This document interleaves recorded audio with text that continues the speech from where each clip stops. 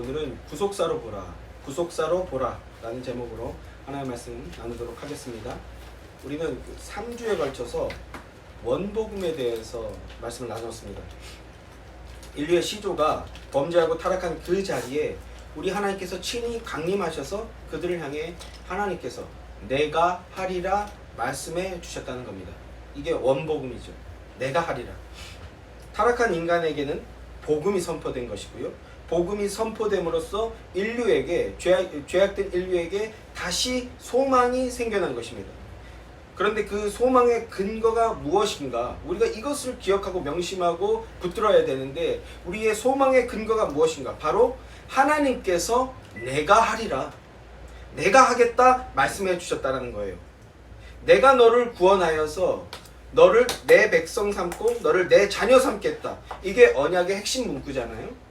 그래서 너를 내 자녀 삼아서 네가 나와 함께 영원히 거할 수 있게 내가 하겠다. 하나님께서 선언해 주셨다는 겁니다. 하나님께서 이미 창세기 3장에서 이렇게 내가 하리라 하는 원복음을 선언하시고, 또 요한복음 19장에서는요 십자가상에서 뭐라고 말씀하셨습니까? 다 이루었다 말씀하시고, 또 계시록 21장에서는요 이루었도다, 나는 알파와 오메가요 처음과 마지막이라, 내가 생명수 샘물을 목마른 자에게 값없이 주리니 이기는 자는이 뭡니까? 이기는 자는 어린 양과 함께하는 자입니다. 이기는 자는요 성령님의 임재로 어린 양의 보혈에 대속의 은혜를 입었음을 알고 하나님의 사랑을 아는 자입니다. 그가 이기는 자입니다. 또 이기는 자란 어떤 자입니까? 성령님의 인도하심 속에서 하나님의 구속사에 참여하고 새 하늘과 새 땅을 상속받을 자들입니다. 내가 생명수 샘물을 목마른 자에게 값없이 주리니 이기는 자는 이것들을, 새 하늘과 새 땅을 상속으로 받으리라. 나는 그의 하나님이 되고 그는 내 아들이 되리라. 하나님은 성경 66권 전체를 통하여서 우리를 구원하여 하나님의 자녀로 삼고 우리와 함께 하시며 우리를 하나님의 형상답게 다듬어 가시고 성숙하게 만들어 내시겠다라고 말씀하셨습니다. 우리는 그 구속사역의 첫 시작의 부분, 이 원복음을 심도 있게 살펴본 것입니다. 원복음은요 구속사를 이해하는데 너무나 중요한, 아주 중요한 결정적인 말씀인 겁니다. 그리스도인이란 하나님의 구속사로 성경을 보는 자들이고요, 구속사로서 인류의 역사와 세상을 바라보는 자들입니다. 영의 눈으로, 믿음의 눈으로 하나님께서 당신의 뜻과 계획을 실현해 나가는 것이 이 세상이구나라는 것을 보게 되는 자들이라고요. 하나님께서 실현해 나가고 계시고 이루어 나가고 계시고 만들어 나가고 계시는구나 하는 것들을 보는 자들이 바로 그리스도인이고 성도입니다. 그래서 영의 눈으로 이런 것들을 보게 되면 어떻게 될까요? 말하게 되는 거예요. 말하게 됩니다. 그래서 제자라고 하는 겁니다. 내가 하리라 한 구속사로서 성경을 보면 하나님의 절대 주권이 세워지게 됩니다. 인간 중심이 아니라 진정한 하나님 중심이 세워지게 됩니다. 이런 말이 있죠. 사자가 이끄는 양무리가 양이 이끄는 사자 무리를 이긴다. 양무리가 사자 무리를 이기는데 그 양무리를 사자가 이끌 때 양이 이끄는 사자 무리를 이기게 된다. 머리가 누구냐가 중요하다는 그런 뜻인데, 누가 하느냐가 중요하다는 그런 뜻인데, 유한한 인간이 어떤 초월적인 능력을 발휘하더라도 하나님께서 최소한으로 일하시는 것에 발끝에도 미칠 수 없다라는 그런 의미죠. 무슨 말입니까? 인간은 자꾸 자신의 수고와 노력을 통해서 구원을 획득해내겠다라는 어떤 강박에 휩싸여 있어요. 이게 두려움에 기인한 것인데, 내가 이루어내야 된다, 내가 뭔가 해내야 된다, 이런 강박에 휩싸여 있어요.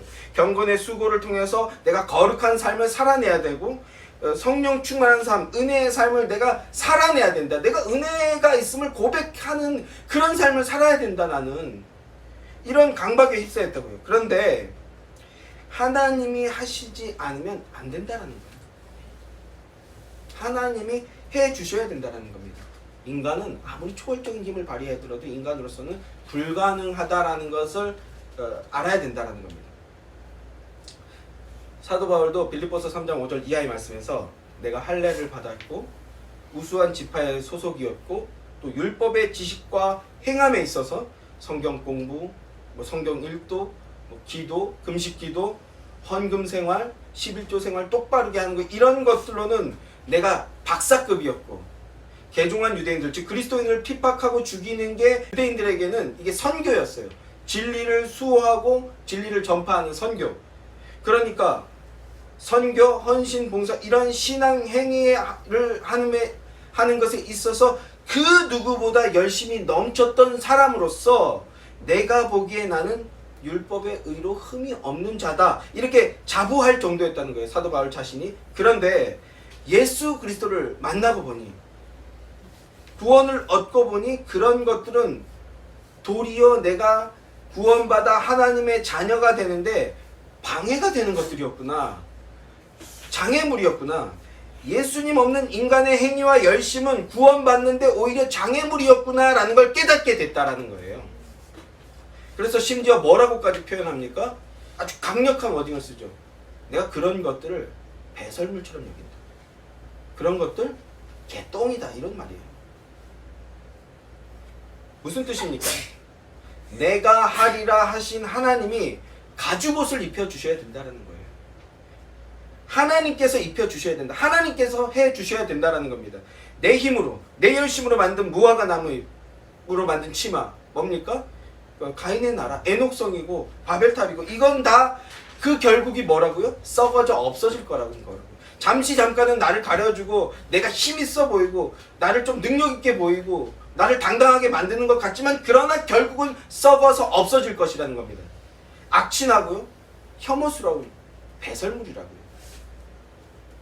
인간의 힘으로는 안 된다. 불가능한 것이고 절대적으로 하나님이 해주셔야 된다라는 겁니다.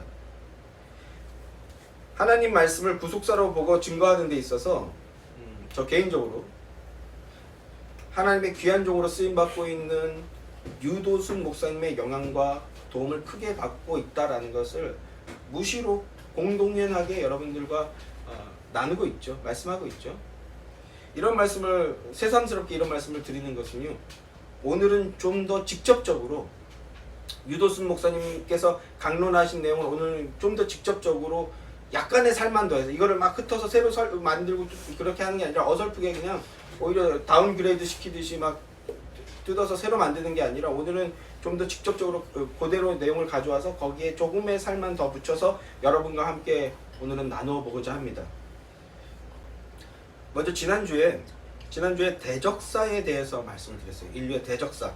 특별히 뱀의 진영에 속한 가인의 후손들이 문화를 만들어서 그 문화로서 하나님의 아들들, 여자의 후손의 진영을 공격하고 있다라는 이 영적 현실에 대해서 제가 좀 적나라하게 폭로하는 그런 내용의 말씀을 나눴습니다. 그리고 문화를 통한 영적 공격이 교회 밖에서 이루어지고 있다면 교회 안에서의 공격, 여자의 후손의 진영 안에서의 공격, 말씀을 통한 공격도 있다라는 내용도 전달해 드렸어요. 하나님 말씀으로 위장된 거짓된 진리, 사도 바울은 그걸 다른 복음이라고 말씀하지 않았습니까? 그 거짓된 진리, 교회를 파괴하고 영혼을 죽이기 위한 다른 복음의 공격이 있는데 그 공격이 교회 안에서 이루어지고 있다고요. 그 대표적인 예가 성경을 전한다고 하는데 성경을 부분 찢어서 난도질을 해가지고 교훈적인 관점으로 성경을 보고 예증적인 것으로 설교하는 설교가 있다라는 거예요. 이를테면 모세를 예를 들거나 다윗을 예를 들어서 그들의 신앙의 모습을 본받자. 그래서 세상에 나가서 좀 영향력을 발휘하자. 이런 식의 설교. 아브라함의 순종을 따르자. 본토 친척의 아비의 집을 떠나는 그 순종. 아비의 집을 떠나라 했을 때 두 말 없이 아브라함이 떠나지 않았냐. 너희도 좀 거기서 떠나라.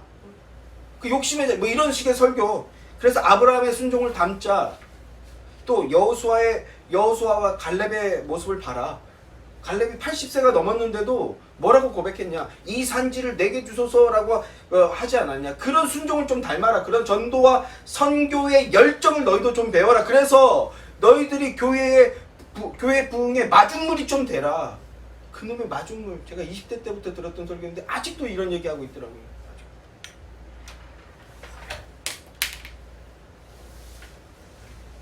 여러분, 이런 설교는요, 준비하기도 어렵지 않고요, 전달하는 것도 사실 어렵지가 않습니다. 왜냐하면 듣는 이의 감정에 막 갖다 때리는 거거든요. 감동적인 예와 섞어서 하고, 그리고 듣는 입장에서도요, 알아듣기가 쉬워요. 가마력이 있거든요. 그래서 감정의 요동과 함께 뭔가 마음의 격변이 일어나요. 그래서 뭔가 그 마음의 격변을 따라서 결연한 의지 같은 게 내 안에 생기게 됩니다. 그래서 내 안에 막 어떤 의지가 생기는 것 같으니까, 그래 해보자, 이런 의지가 생기는 것 같으니까 마치 내가 좋은 성도가 된 것 같아요. 사람들은요, 이런 걸 좋은 설교라고 합니다. 그리고 이런 설교를 찾아다녀요. 그런데 오늘날 이런 예증적 설교, 교훈적 설교가 주를 이루는데 그 이유가 무엇인가? 사실은 그 영적 실태를 파악해야 되는데, 그것은 성경을 적용하는 데 초점을 맞추어 전달하는 이들이 있기 때문이라는 겁니다. 하나님의 절대 주권과 하나님의 주권적 역사하심, 예수 그리스도의 십자가 보혈의 복음, 하나님의 구속사역, 이런 것들을 성경을 통해서 힘들더라도 꾸역꾸역 전달하는 것이 아니라, 증언하는 것이 아니라 성도들로 하여금 뭔가를 적용시키는데 급급하다는 거예요. 뭘 적용시키는 겁니까? 막 적용설교라고 하는데 뭘 적용시키는 거예요? 너희도 아브라함처럼, 너희도 모세처럼 그들의 믿음의 본을 따르고, 그들처럼 믿음의 본을 보이고 세상에 나아가서 인정받는 그런 모범적인 성도들이 되라. 그런 생활을 해라. 뭐 하는 걸까요? 뭐 하는 겁니까? 성도들로 하여금 교회 활동하게 하려고 하는 거예요. 예수님의 증인이 되고 예수님의 제자가 되는 게 아니라 교회 활동 많이 하게 하려고, 일하게 하려고 하는 겁니다. 부려먹으려고 하는 거예요. 부려먹으려고 한다라는 이 워딩은요, 제가 굳이 이 워딩을 한 건 목사님도 이 표현을 그대로 하셨어요. 그 노구의 대각께서도 이 말을 참지 못하시더라고요. 그런데 그게 사실이라는 거예요. 교회 성장의 목적이 있다는 거예요. 교회 성장. 그래서 예증적 설교, 교훈적 설교라는 형식을 빌미로 하여서 다른 복음을 전하고 있다는 겁니다. 사도 바울이 말했습니다. 내가 사람을 좋게 하랴. 내가 사람들을 기쁘게 하랴. 내가 만일 사람 중심으로 했다면, 그렇다면 나는 그리스도의 종이 아니다. 주님은 땅끝까지 이르러 내 증인이 되라 라고 하셨습니다. 예수 그리스도를 증거하는 사람이 되라라고 하신 거예요. 우리가 모인 이유도 예수 그리스도가 누구신지, 그분이 하신 일이 무엇인지, 그분이 하시는 이 거대한 일, 구속사를 증언하는 증인이 되라고 부르신 거지, 교회 열심히 해서 빨리 키우고 뭐 찬양이라는 빌미로 막 자기의 어떤 쾌감을 만족시키고 이런 거 하라고 불러놓은 게 아니라는 겁니다.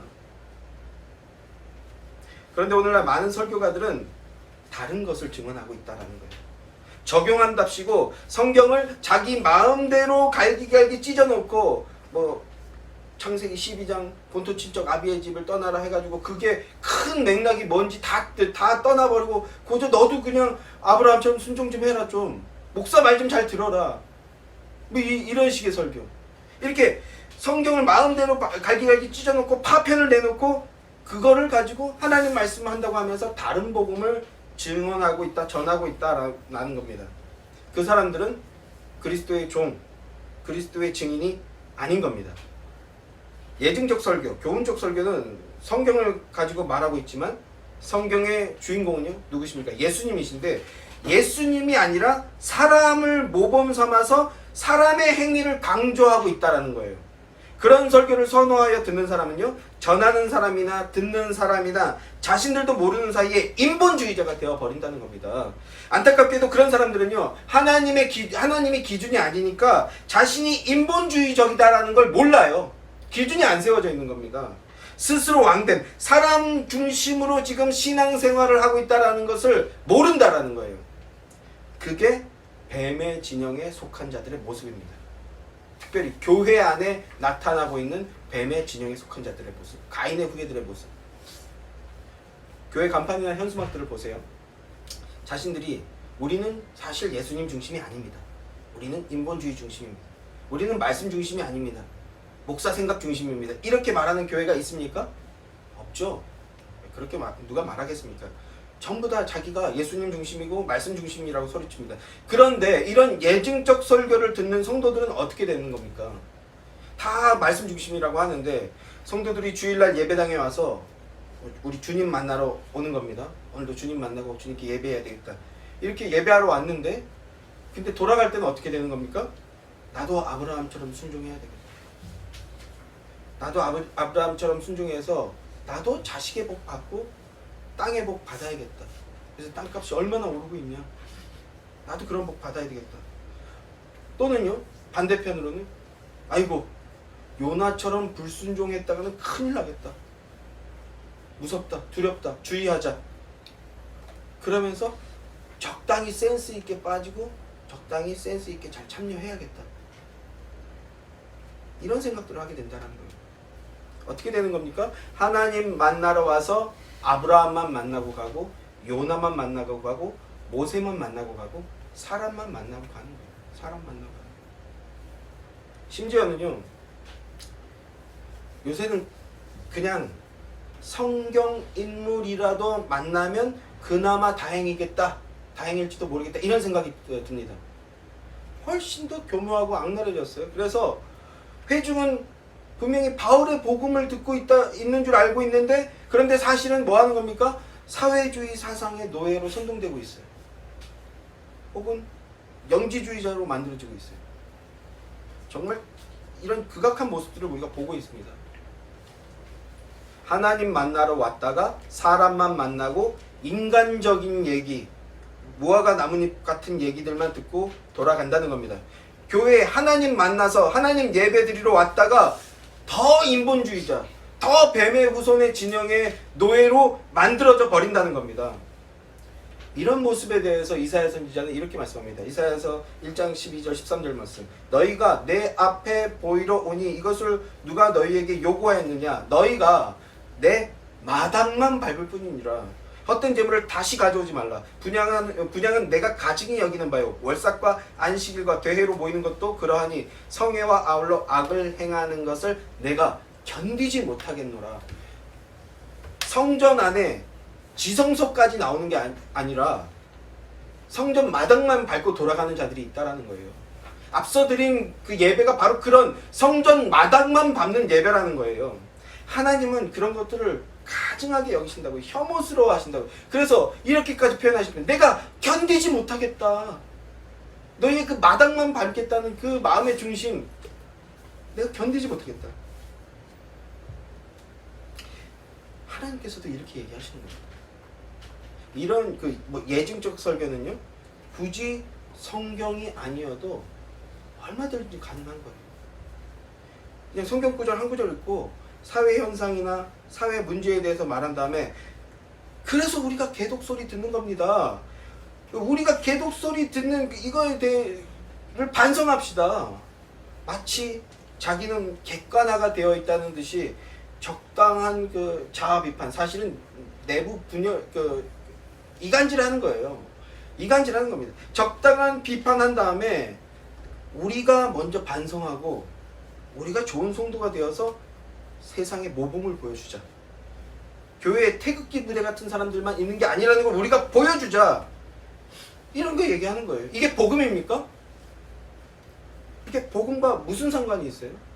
이제 다음 주 혹은 다다음 주에 나눌 설교인데, 이제 모세가 10계명 돌비를 받고 내려오다가 금송아지에 춤추는 것을 보고, 금송아지 앞에 춤추는 것을 보고 모세가 그 돌판을 던져버리죠. 제 20대 때 가장 인상적이었던 설교가 이런 건데, 그 구절 읽고 무슨 얘기합니까? 모세가 돌판을 던졌다.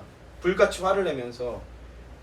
그가 붙잡은 구절은 그 불같이 화를 냈다라는 건데, 그때 유행하는 그 사회적 이슈가 뭐였냐면 비형 남자예요. 비형 남자. 딱 B형 남자의 모습이다. 제가 B형이거든요. 또 참 순전한 마음에 그 말을 듣고 맞아. 내가 회개해야 돼. 제가 참 예수 그리스도의 사랑이 있었어요. 그런 말 같지도 않은 걸 복음이라고 듣고 내가 B형인데 나를 찌르고 쪼개시는구나 하나님께서. 내가 회개하고 욱하는 성격을 다듬고 뭐로 가도 서울만 가도 된다고 저는 또 그걸 은혜로 받았는데 그게 복음입니까? 이 사회 B형 남자들 봐라. 욱하는 모습 봐라. 모세가 B형이었을 거다. 복음과 전혀 상관이 없는 거예요. 그런 설교 듣고 그래 결심했어. 뭐 이런 결연한 의지를 다지겠지만 이게 마당만 밟는 거다. 제가 은혜를 받았습니다만 그러나 사실은 점점 지성소에서 멀리 마당만 밟는 사람으로 점점 하향 평준화되고 있었던 거예요. 그래서 제가 더 그런 것들을 보면 더 분노하는 겁니다. 그게 보이거든요. 그런 걸 경험을 안 했으면 제가 이렇게 흥분을 안 할 텐데 제 20대 때 가장 은혜가 넘칠 때 그런 설교들이 계속 길들여져 왔던 거를 알아버렸어요. 그래서 제가 더 막 열을 올리는 겁니다. 하나님은 그런 걸 가증스럽게 여기신다. 사랑하는 성도 여러분, 성경을 가지고 사람이 듣고 보기에 보험직하고 들음직하게 말하고 있지만 이것은요 성경 말씀이 아니에요. 복음이 아닙니다. 우리는 분별해야 됩니다. 이것을 분별하게 되는 게 지혜예요. 하나님이 주시는 생명의 지혜. 성경은요 그런 책이 아닙니다. 쪼개가지고 파편을 내가지고 마음대로 해석하고 그럴 수 있는 책이 아닙니다. 성경은 하나님의 구속사를 말하는 책입니다. 이에 대해 사도 바울은요 영혼부터 만물을 창조하신 하나님의 속에 감추어졌던 비밀의 경륜이다 라고 말씀하는 겁니다. 경륜이란 어떤 일을 계획하고 그 계획을 조직적으로 이뤄나가는 걸 경륜이라고 합니다. 전능하신 우리 하나님이 너무나 당연하게도 우리를 구원하여 당신의 백성으로 삼기 위하여서 계획을 세우시고 그리고 그 계획을 조직적으로 이루어 나가고 계신다라는 거예요. 그래서 하나님이 모세에게 성막을 지어라 라고 말씀하셨죠. 성막.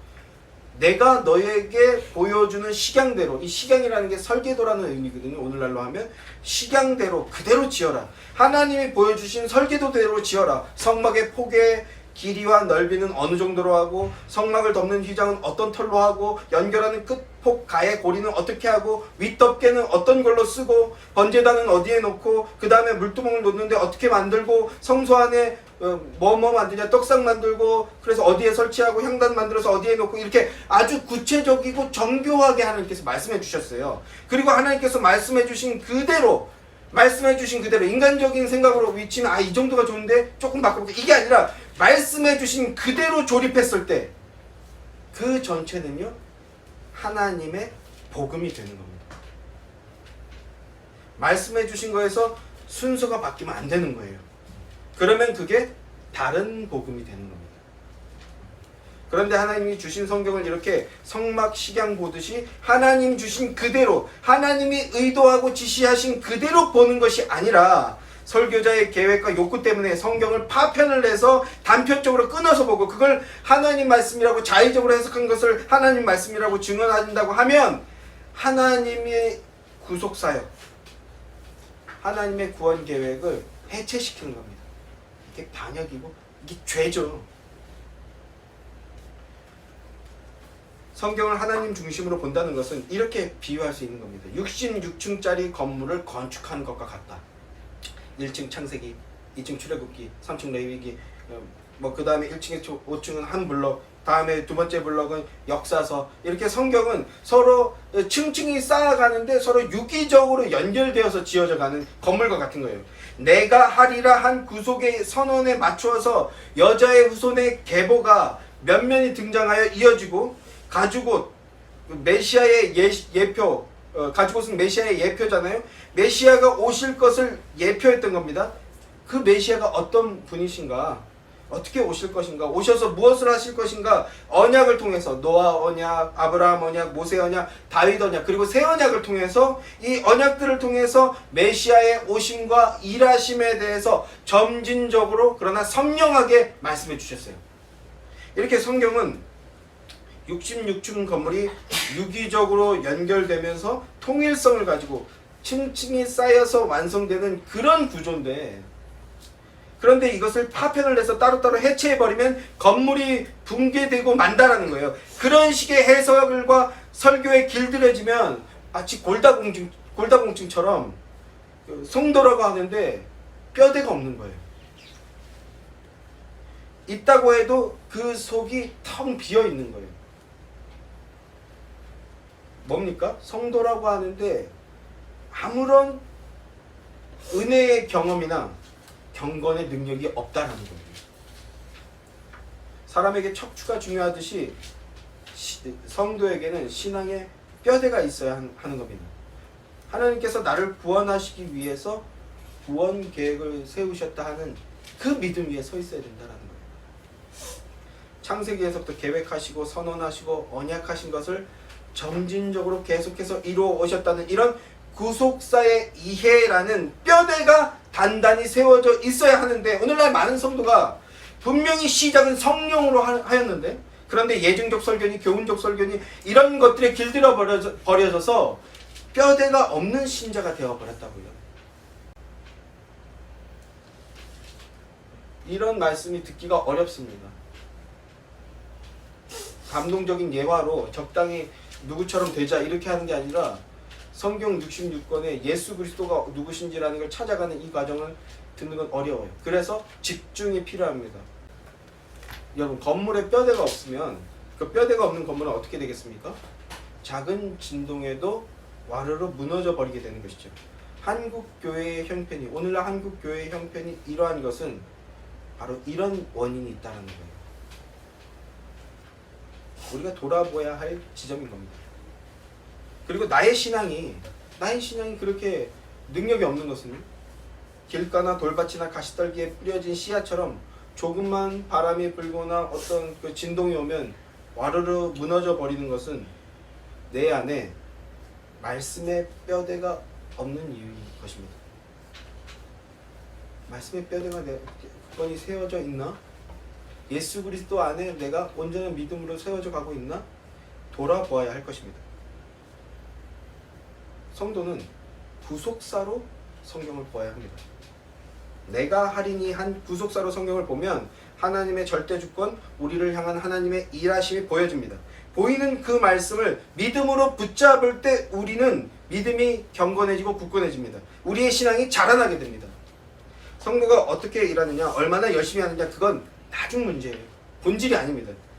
헌금을 얼마나 했느냐, 교회 사역 뭐뭐 했느냐, 이런 건 비본질이에요. 저급한 수준입니다. 주님께서 말씀하셨어요. 내 아버지께서 일하시니 나도 일한다. 내 아버지께서 일하시기 때문에 나도 일한다. 주님께서도 이렇게 말씀하셨어요. 아버지가 일하신 게 먼저라는 겁니다. 아버지께서 일하시니 나도 일하신다 하신 삼위 하나님의 일하심, 우리를 구원하시기 위해서 삼위 하나님께서 어떻게 일해 오고 계시는가, 우리 안에 이걸 먼저 세워야 한다라는 겁니다.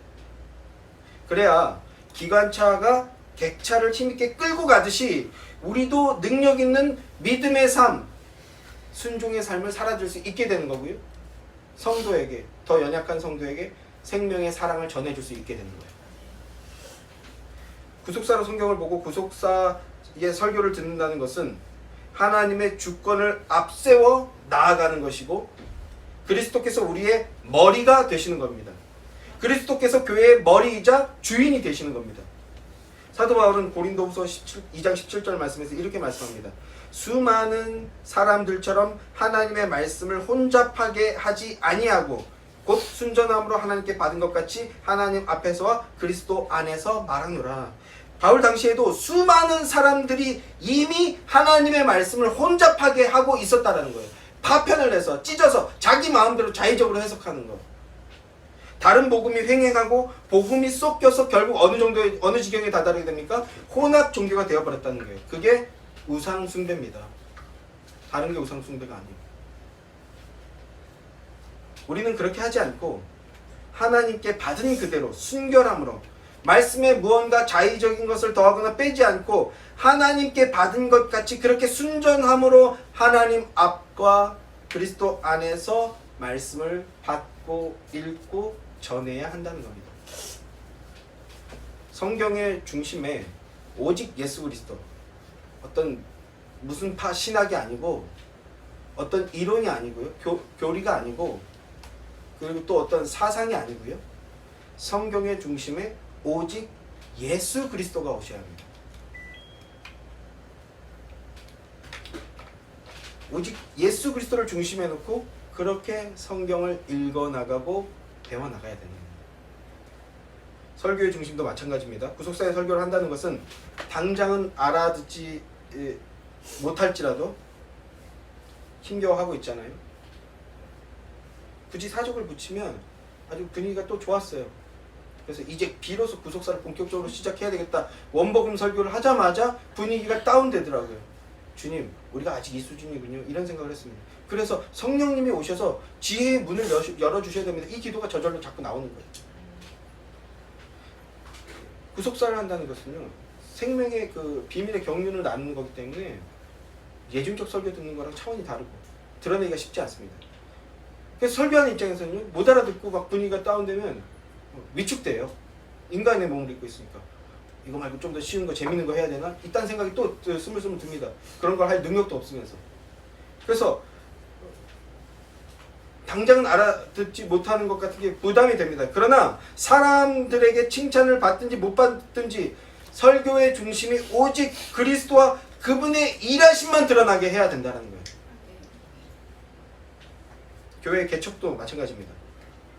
교회의 주인, 교회의 머리가 예수 그리스도가 되시게 하겠다라는 겁니다. 구속사의 설교를 듣고 나눈다는 것은 더디 가더라도 우리는 제대로 가야 됩니다. 아멘이십니까? 성도 여러분, 구속사를 전한다는 것은요, 하나님께서 우리들을 위해 행해 주신 것, 그걸 듣고 전하겠다는 겁니다. 이걸 전하고 받는 거예요. 그게 은혜입니다. 우리 성도님들도, 제가 지금 원복음 설교를 계속해서 중첩해서 설교하고 있어요. 성도님들 원복음 설교를 최소 3번은 들으시기 바랍니다. 1, 2, 3편 다 내용이 중첩되는데 왜 그러냐? 의도적인 겁니다. 자꾸 들어서 인지하시라는 거예요. 그걸 또 말하셔야 되는 거예요. 이제는 말하셔야 돼요. 교회 가면 좁습니다. 교회 가면 밥이 맛있습니다. 이런 거 말고, 성가대 하면 재밌습니다. 선교 가면 막 뜨겁습니다. 이런 거 말고 예수 그리스도의 원복음, 복음을 전하는 자들이 돼야 돼요. 듣는 것도 어려운데 듣고 말하는 건 또 어렵습니다. 반복해서 들으시고 입술에 능력으로 담으시기 바래요. 그리고 이제 우리 복음을 말합시다. 복음을 말하는 교회로 개척되어져야 됩니다. 그게 은혜예요. 그게 은혜.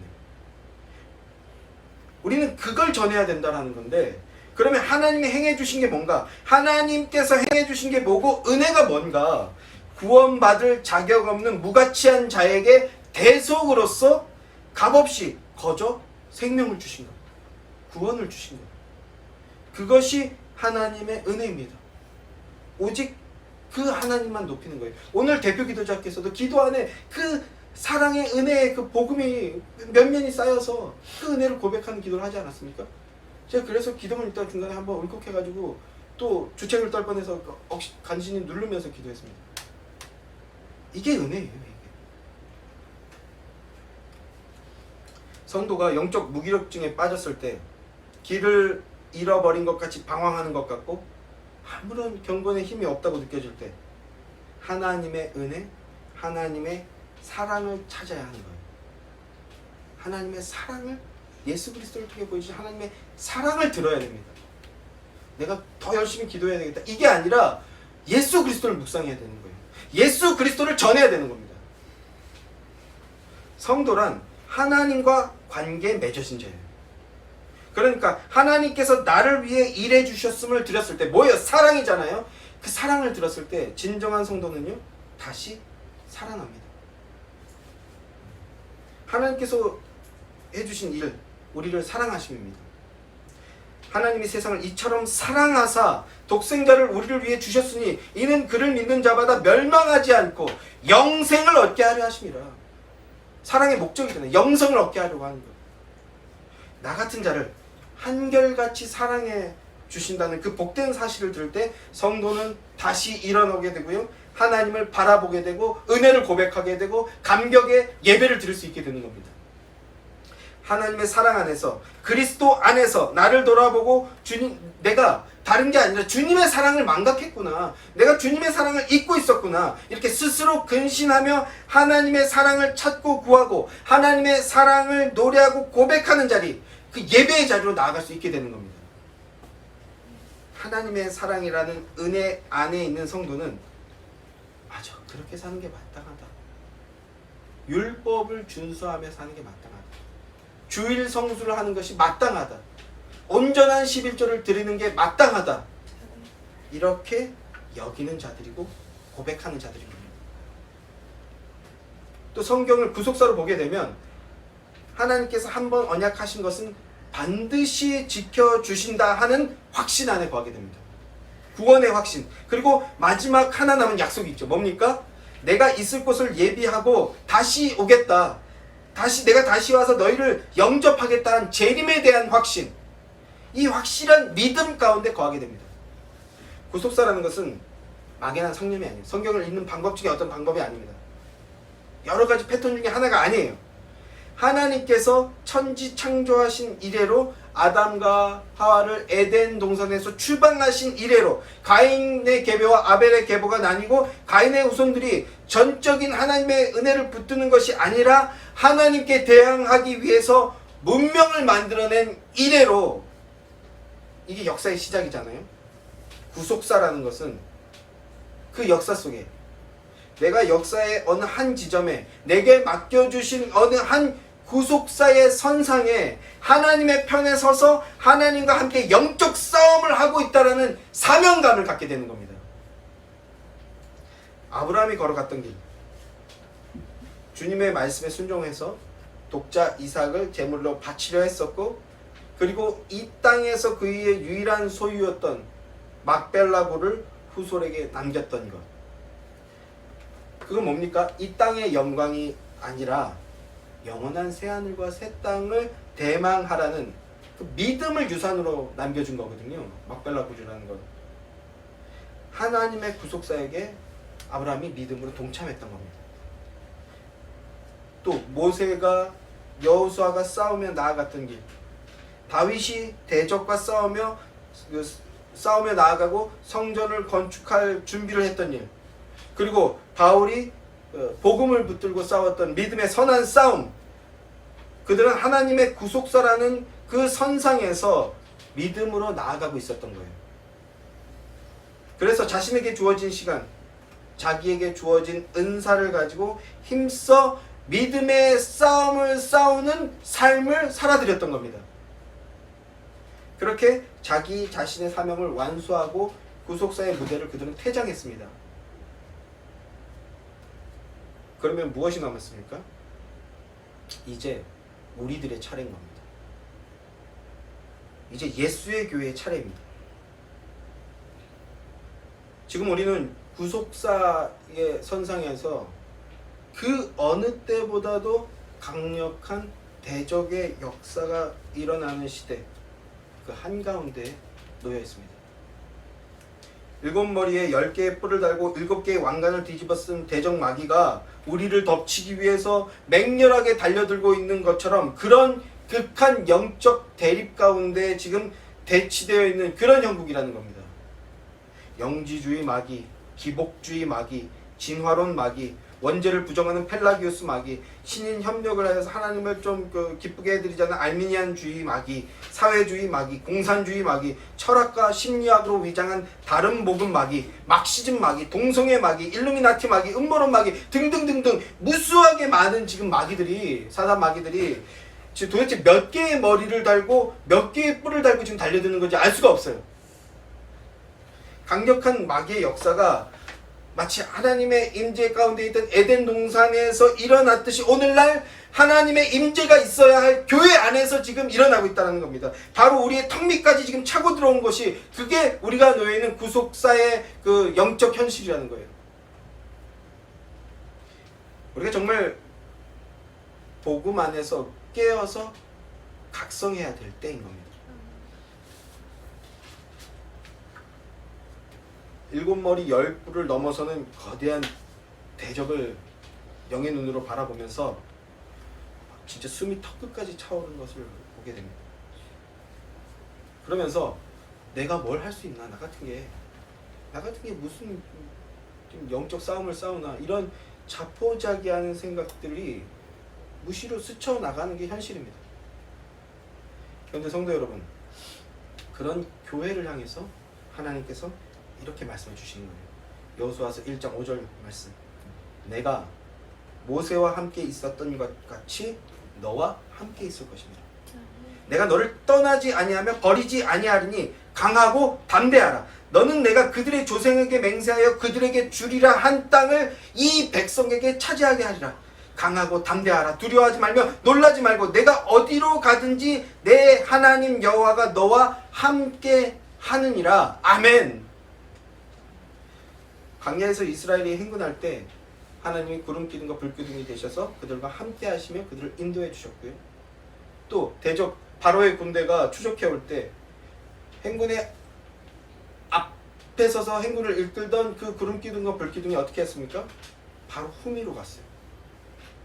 대적과 맞서기 위해서 바로의 군대를 막아주셨습니다. 그렇게 주님은 함께 해주셨습니다. 하나님은 하나님의 백성 교회와 함께 해주셨고 함께 싸워주십니다. 이젠 우리와 함께 싸워주실 겁니다. 구속의 복음을 들고 외치는 교회와 함께 해주실 겁니다. 이 믿음 위에 단단하게 서서 주님의 구속사역에 참여하시는 복된 그리스도인들이 되시길 주님의 이름으로 축원합니다. 말씀을 맺겠습니다. 선악과를 따먹은 인류의 시조는 그 범죄로 인하여 영적인 시력을 잃게 되었지만, 그러나 대속의 죽음으로써 가죽옷을 내어주시고 의를 덧입혀 주신 예수 그리스도를 구주로 믿는 자들, 대속제물 되신 예수 그리스도로 말미암아 우리가 하나님과 화목하게 되었음을 믿는 자들, 그래서 기뻐하는 자들, 그들은 영적인 세계를, 영적인 눈을 뜨게 되어 영적인 세계를 다시 보게 된 자들입니다. 로마서 5장 6절부터 10절 말씀을 보면요, 우리가 아직 연약할 때에 기약대로 그리스도께서 경건치 않은 자를 위하여 죽으셨도다. 의인을 위하여 죽는 자가 쉽지 않고 선인을 위하여 용감히 죽는 자가 혹 있거니와, 우리가 아직 죄인 되었을 때에 그리스도께서 우리를 위하여 죽으심으로 하나님께서 우리에 대한 자기의 사랑을 확증하셨느니라. 곧 우리가 원수 되었을 때에 그 아들의 죽으심으로 말미암아 하나님으로 더불어 화목하게 되었은즉 화목된 자로서는 더욱 그의 살리심을 인하여 구원을 얻을 것임이니라. 하나님께서 하나님의 원수를 위해서 자기 아들을 죽게 해주셨다라는 거예요. 그런데 그 원수가 누구라는 겁니까? 바로 나라는 겁니다. 내가 하나님의 원수예요. 그리스도인이란 내가 바로 하나님의 원수였습니다 라는 것을 고백하는 자들입니다. 그런데 원수 되었던 그 자들을 위해서 하나님이 무엇 하셨다고요? 아들을 보내셔서 대신 죽게 하셨다고. 대속의 죽음. 왜 그렇다고 합니까? 하나님의 사랑을 확증으로 보여주시기 위해서였다는 거예요. 우리를 사랑하셨기 때문이라는 겁니다. 성도란 원수, 내가 바로 하나님의 원수였습니다라고 고백하는 자가 성도인데, 성도란 하나님의 사랑을 받은 자고요, 은혜를 깨달은 자입니다. 그래서 그리스도와 연합된 자들입니다. 그가 바로 성도입니다. 여러분에게 구속의 믿음이 충만하기를 소망합니다. 구속의 믿음으로 하나님이 나를 얼마나 사랑하시는가를 깨닫고 느끼며 고백하게 되는 은혜가 충만하게 되기를 소망합니다. 그 은혜 안에서, 주님 사랑 안에서 구속의 관점으로 세상을 보고 구속의 사랑을 증언하는 복된 그리스도인들이 되시기를 우리 주님의 이름으로 축원합니다.